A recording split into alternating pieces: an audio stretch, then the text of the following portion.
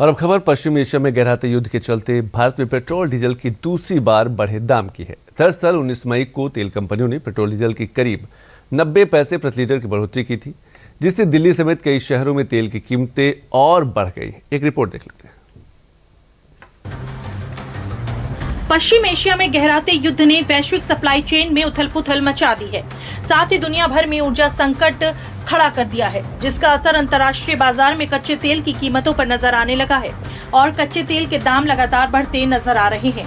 हालांकि संकट की इस घड़ी में मोदी सरकार ने देश के आम नागरिकों को महंगाई की आंच से बचाने के लिए एक मजबूत दीवार की तरह काम किया है। वैश्विक संकट के बीच तेल कंपनियों ने वित्तीय दबाव झेला और काफी समय तक कीमतों में काबू रखा गया, जिससे कीमतें आम आदमी पर भारी न पड़े। मगर 15 मई से पेट्रोल और डीजल के दाम को 3 रुपए प्रति लीटर बढ़ाया गया, वहीं 19 मई को 90 पैसे प्रति लीटर और बढ़ाया गया है। पश्चिम एशिया युद्ध के कारण अंतर्राष्ट्रीय बाजार में कच्चे तेल की कीमतों में भारी उछाल। 15 मई को पेट्रोल डीजल की कीमतें करीब 3 रुपए प्रति लीटर बढ़ाया गया था। तेल कंपनियों ने पेट्रोल डीजल की कीमतों में करीब 90 पैसे प्रति लीटर का इजाफा किया है। पेट्रोल डीजल के साथ कई शहरों में सीएनजी की कीमतों में भी इजाफा हुआ है। सरकारी तेल कंपनियों ने पिछले लगभग 4 वर्षों से कीमत नहीं बढ़ाई थी।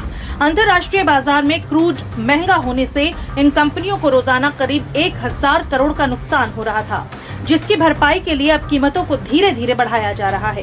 भारत अपनी जरूरत का 85 से 90% कच्चा तेल विदेशों से आयात करता है, इसलिए वैश्विक कीमतों में उछाल का सीधा असर घरेलू बाजार पर पड़ता है।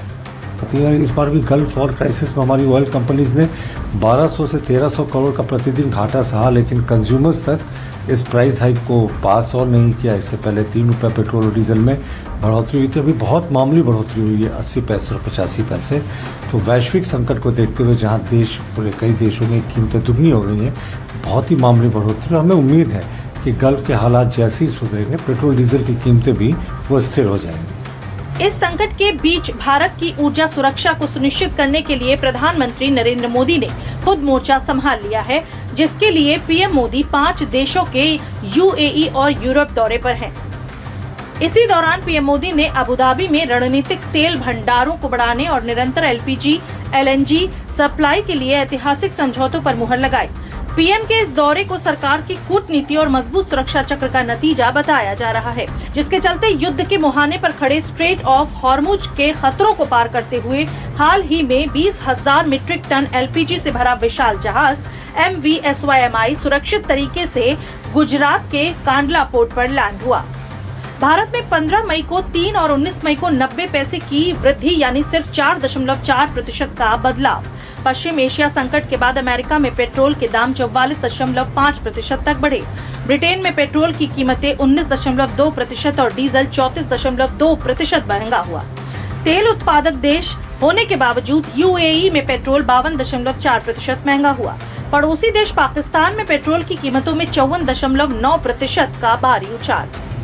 कीमतों में उछाल का असर आम जनता पर दिखना लाजमी है, लेकिन बाकी देशों की तुलना में भारत में पेट्रोल डीजल के दामों में मामूली बदलाव हुआ। पश्चिम एशिया संकट के चलते पूरी दुनिया में तेल के दाम 15 से लेकर 90% तक बढ़ चुके हैं।